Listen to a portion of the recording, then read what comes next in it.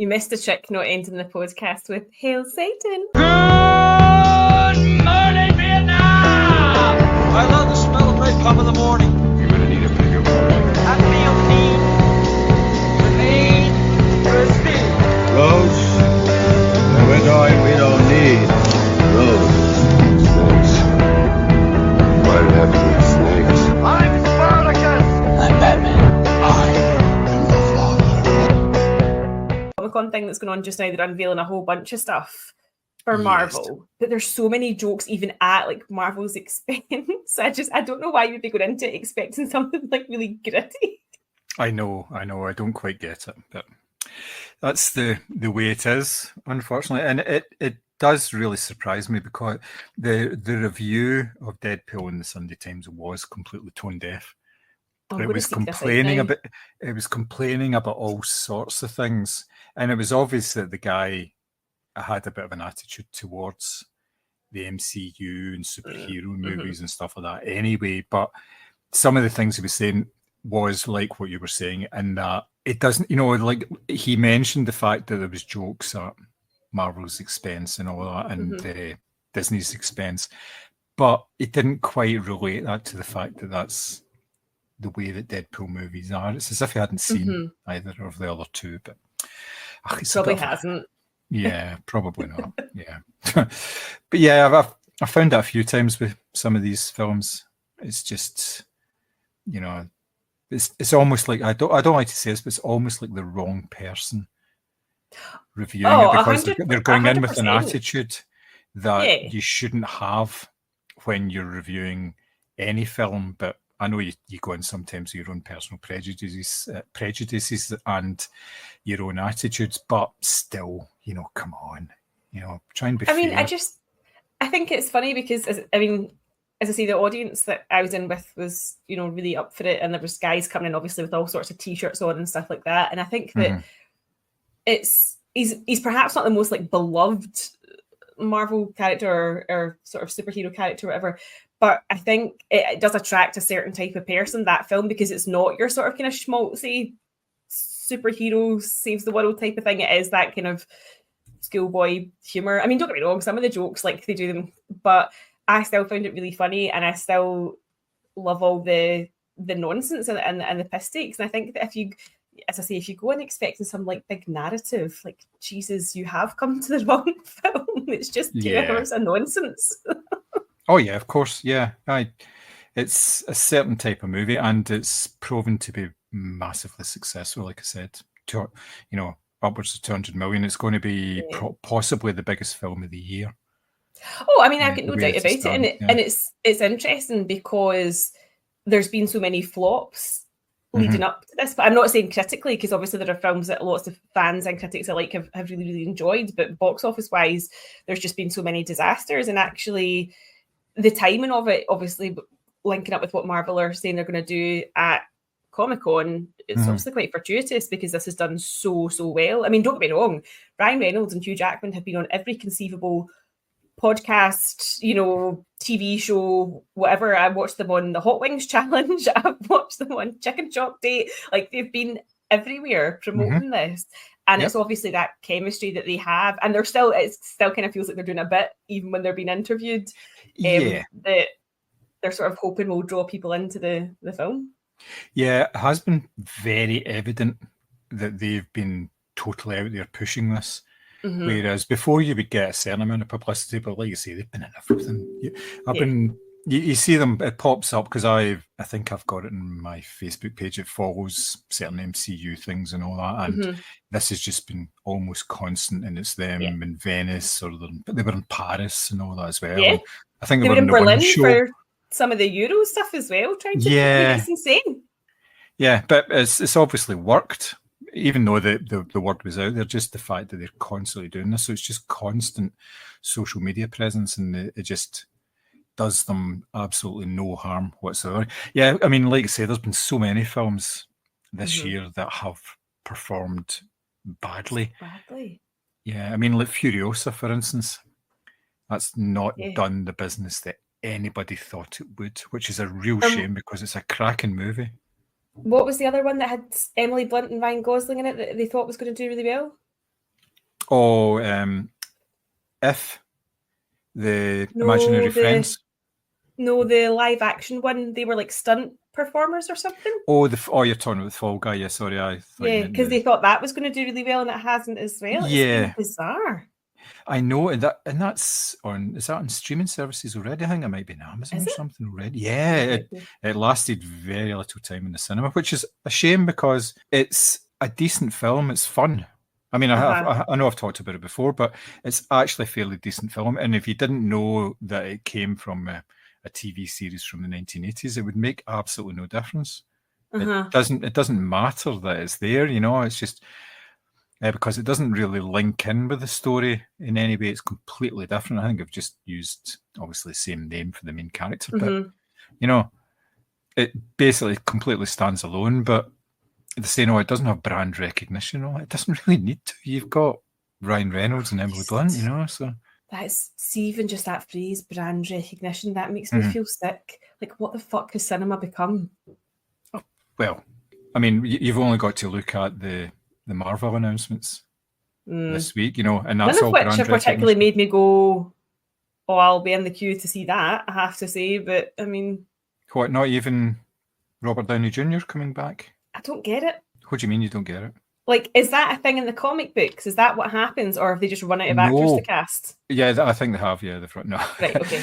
Yeah, no. Doctor Doom is an entity on his own. He hasn't been a good guy and then turned into a bad guy. He was Victor Von Doom. He's a scientist who turns into Doctor Doom. Probably, I can't remember exactly how it happens, but I think there's been a couple of different iterations in the comics of how he became the bad guy, because he's the main antagonist in the Fantastic Four comic series. Well, yeah, because that's what I was thinking, because obviously Pedro Pascal, Vanessa Kirby, Joseph Quinn, and even Boss Navarro, can't remember how you pronounce his surname. They have all been obviously doing the red carpet thing. Again, I'm like, I'm going to throw this out there, and I realise that I'm probably in like an entity of one.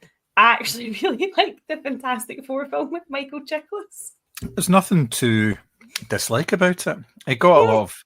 It hasn't aged particularly well, but I remember watching them at the time and thinking the first one was really good. The second one was a bit more of a dip because that had it was the Silver Surfer in that one. And if you've ever seen the Silver Surfer cartoons or read the comics, they are very wordy. There's a lot of monologue of the surfer, because half the time he's surfing through space.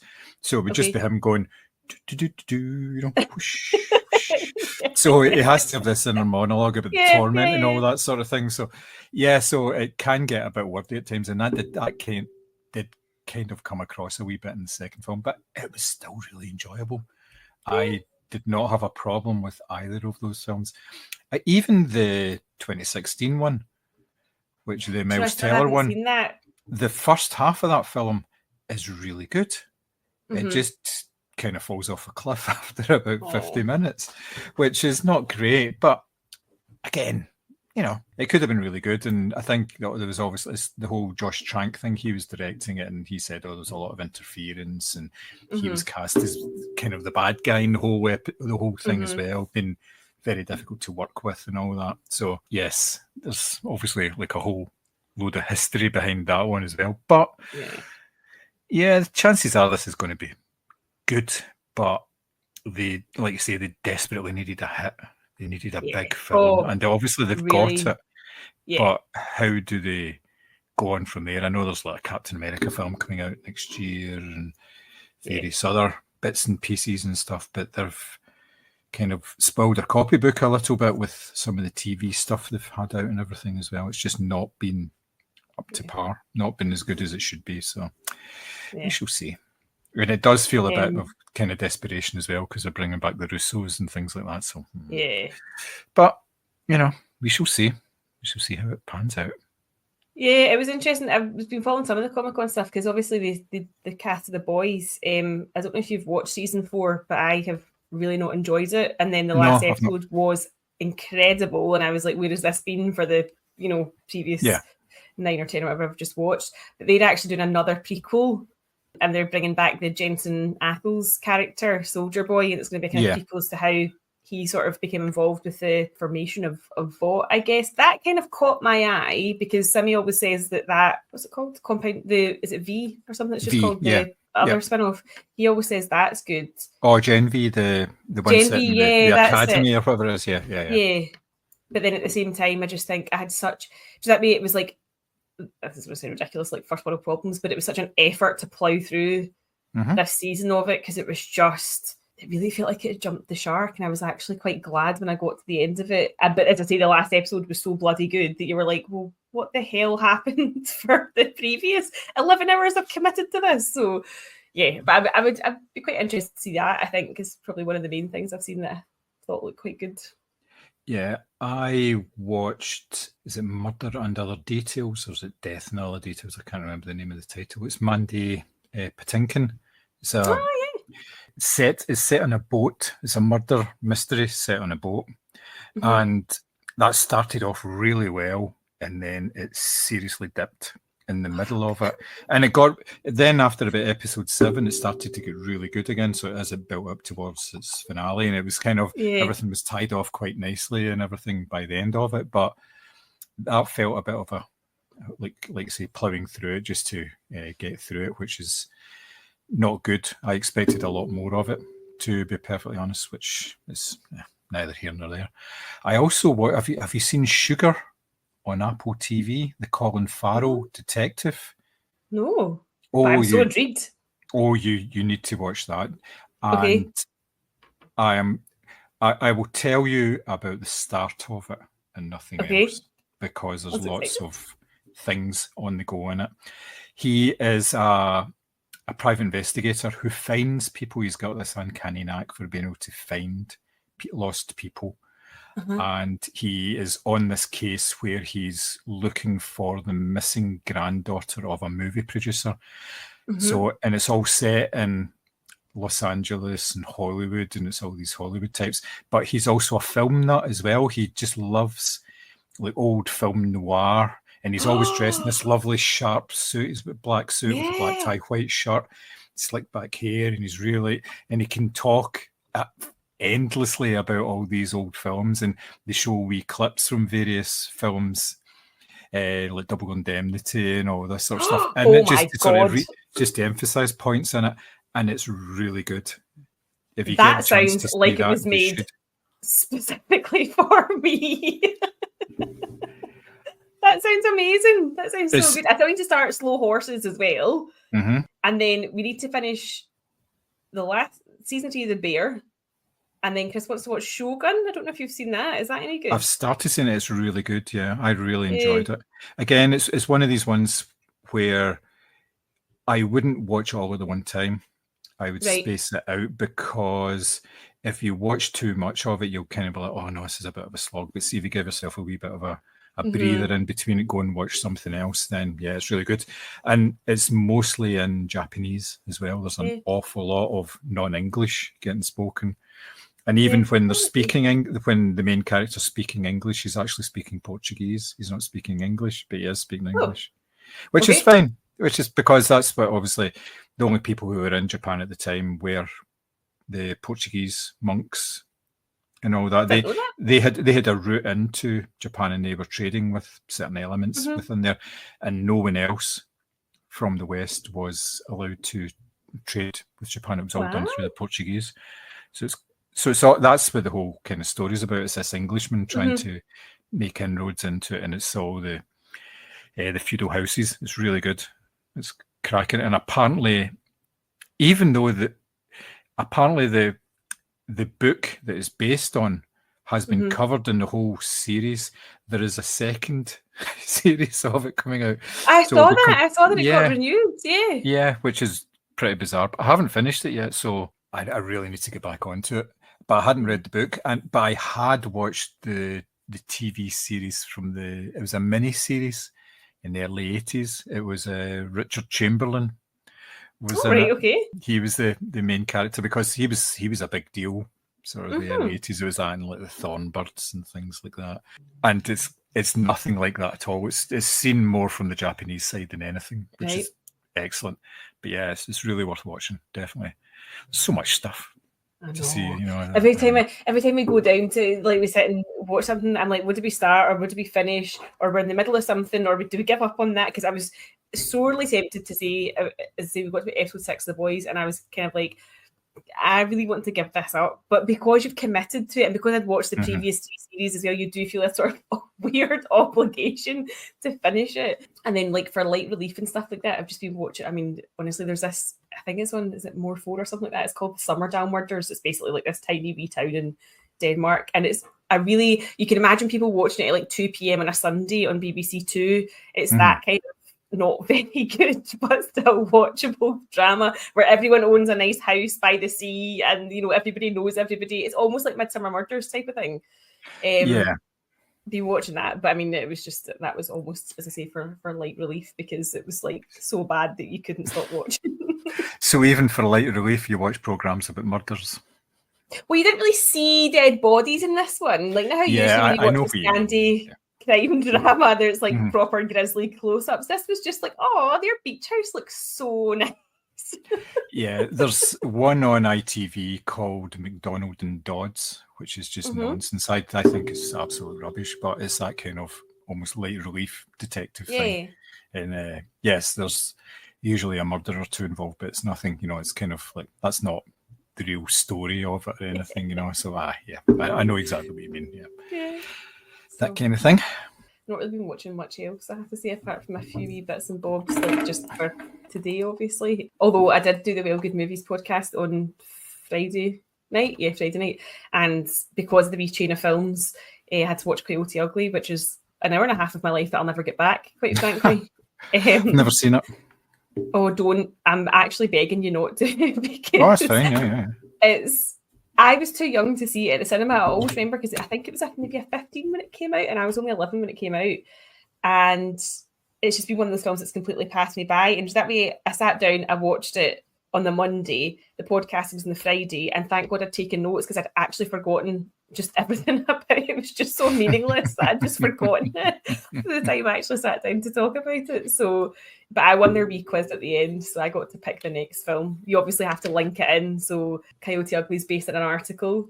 So I picked Dog Day Afternoon, because that's also based on an article. So a slight change of tone and hopefully a better quality of film for them. Nice. Well, there'll be loads to talk about with that film, definitely. That's a really good film. Yeah, no, I really enjoyed it. I remember, because I said to Chris, I was like, I've picked that because it's a Life magazine article. And he was like, oh, I don't think I liked that film. And now I'm panicking, because I'm pretty sure I watched it and thoroughly enjoyed it. I watched it at uni, I'm sure. And I rewatched like clips of it, and I was like, no, this is a good film. I think you might just be talking shit. Yeah, no, it is. Definitely is. And gives them slightly more to talk about than Girls Dancing on a Bar. Yeah, it was award nominated and all sorts. Yeah, I think it won an Oscar. Yeah, I think so. We can talk top threes as well. Yes. I've chosen 3, which are not the 3 that you've chosen. I have picked... Oh, sorry. There you go. I feel like mine are all really recent, because I actually looked back on Nick Cage's filmography, and I have seen more than like 3 of his films. Yeah, actually, of course, yeah. But I would say these are the 3 that I've seen most recently that I could talk about confidently, whereas some of them I'm just like, oh, I know I've seen that. Yeah. There's a film with Cher at some point as well. I know I've definitely seen. Moonstruck. Yeah. Yeah. But that was years ago, so. Like you say, you will have seen more than you remember, because he's been so... I mean, you've probably seen the National Treasure ones as well, so... Do you know, I actually haven't, and I'm going to give a special shout out to Chris Matz, who listens to our podcast and is National Treasure obsessed. Like, this man is petitioning on a regular basis to have more National Treasure films made, and he absolutely adores Nick Cage. So I said to him, I would give him a shout out, and he also said, I hope the National Treasure 1, 2 and 3 are your top 3 picks. I've not seen any of them. I see that was a wee bit of a test for you, because there's only been 2 National Treasure films. There's been 2, oh, really? and the TV series didn't have him in it. So right, okay. And then there was another thing that I think I've definitely seen as well. It's like one where he's on a motorbike and he's a skeleton. Ghost Rider? Oh, Ghost Rider, yes. Yeah. Seen that. So I have actually seen more Nick Cage films. There's two Ghost Rider films as well, yeah.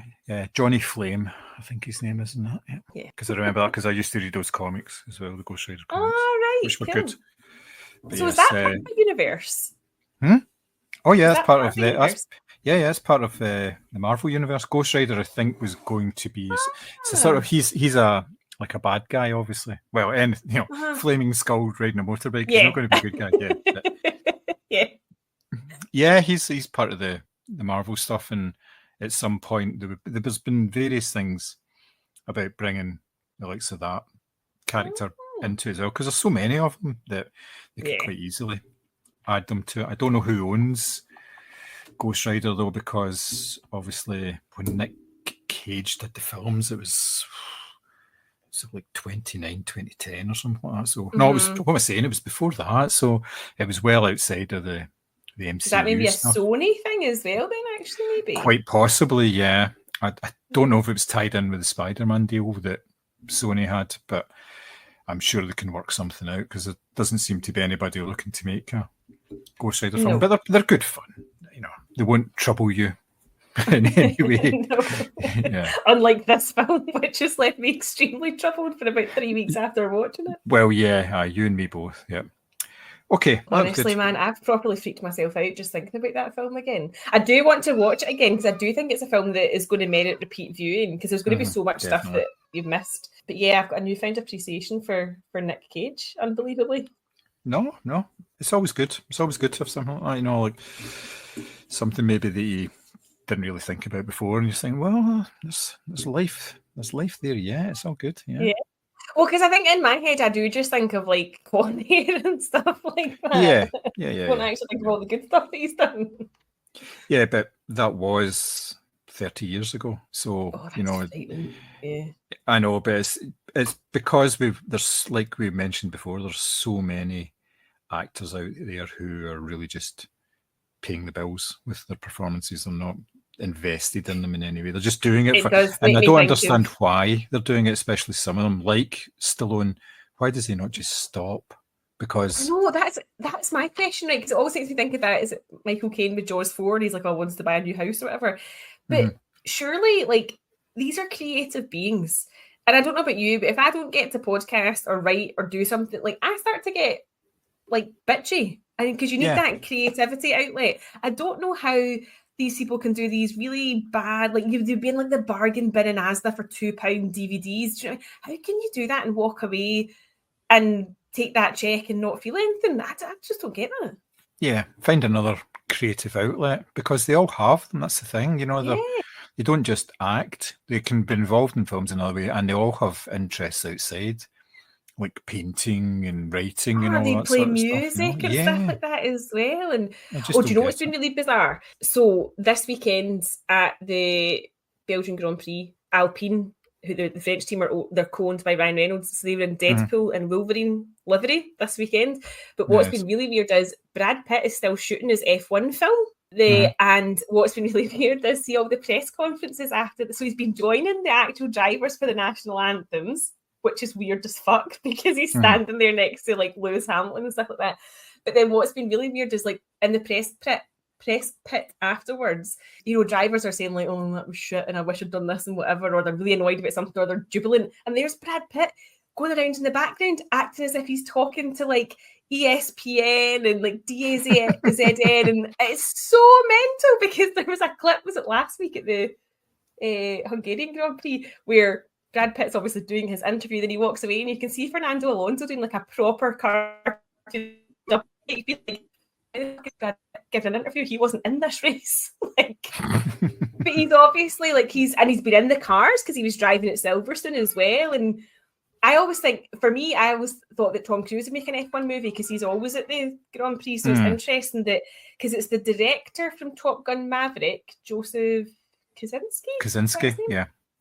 Yep. But it's Brad Pitt that's in the car, which is, I mean, he's like 50. There's not even drivers in the grid that are 50 odd, and yet he's obviously in this film. But it's been absolutely hysterical to see that side by side, where he is like obviously shooting scenes, but real life is happening. It's going to be such a weird film to watch, because I saw a clip of it before the British Grand Prix, and like Kim Bodnia, do you know how from The Bridge?